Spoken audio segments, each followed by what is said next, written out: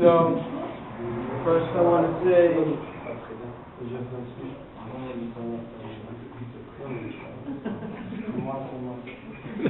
so first I want to say thank you all for coming to this show.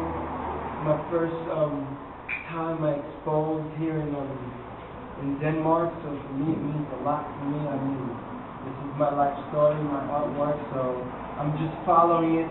I've been following it since a little kid, since I first started to write graffiti in the streets of New York City. And then from there, well, basically I'm going to start by telling you my story of how this all began, so that you can have a little, like, private, little story. You know, I was, like, interested by what I was seeing on the trains in New York in the 80s. I was a little kid, and I would be going to work or be going to school and stuff like that. You know, sort of the normal, boring life, every day the same thing. You eat, you sleep, you shit. You eat, you sleep, you shit. And then I would take the train in New York, and I would see these trains painted by these guys, and I was like, wow, that's great. These guys got some real freedom. These guys are really having fun. And I would look at myself and I was like, damn, who are these guys? I would like to meet these guys.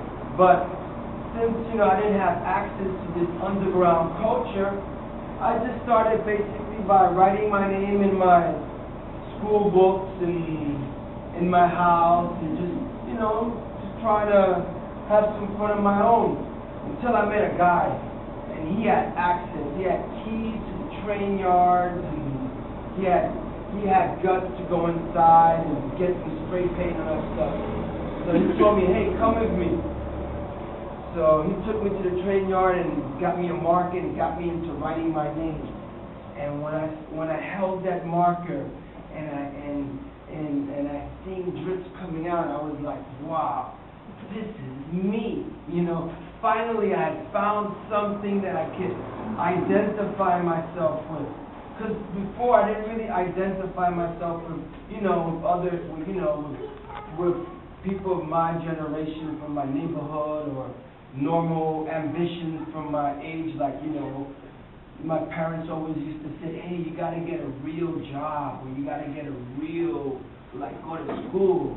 I didn't identify, but when I started to write my name, I was like, wow, this is really me. But like most people, I was like, this will never get me nowhere. In a way, that's what I kind of said. This was just fun. And then from there, I kept on and kept on. Basically, I started by writing my name in my building, in my mother's building. We used to live on the 4th floor, so I used to test my markers in the hallway. So it was funny for the people, because they didn't really know it was me, that it would always stop on the 4th floor. There was no more graffiti on the 5th and 6th. So they kind of realized that it was coming from apartment 47. So then one day they knocked on my mother's door, and they said, hey, if your son doesn't stop writing graffiti in the building, we're going to kick you out. My mom was like, hey, you can't do it in the building, you gotta do your shit outside, or we're gonna kick you out. So that's how I started basically to really start attacking the streets. That's what basically I was doing. I was just writing my name everywhere. To me, it was very gestural, it was very powerful, and to me, it was art. It was real art. I could identify myself with that. And then basically I created my own style, believe it or not. Because everybody else was basically doing something very figurative or very representative. And I developed a real personal style. Because I'm a real unique individual. You don't meet guys like me 2 times, so I hope. So everybody was doing something very traditional graffiti, like bubble letters or b-boy characters with guns, and I was basically doing freestyle. I was having fun. I was painting and putting colors and doing this and doing that.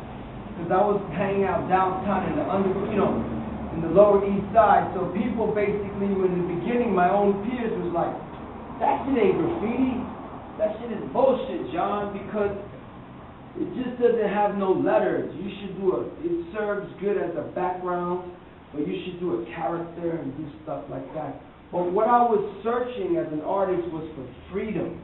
You gotta remember, before I was going to jobs and all that American system, and I was like, damn, if I gotta do this shit for the rest of my life, I'm gonna go crazy. So I wanted to be free. I wanted to be able to do whatever I wanted to do, and basically be the ultimate bohemian. That's what I wanted to be. Like, I'm my own boss.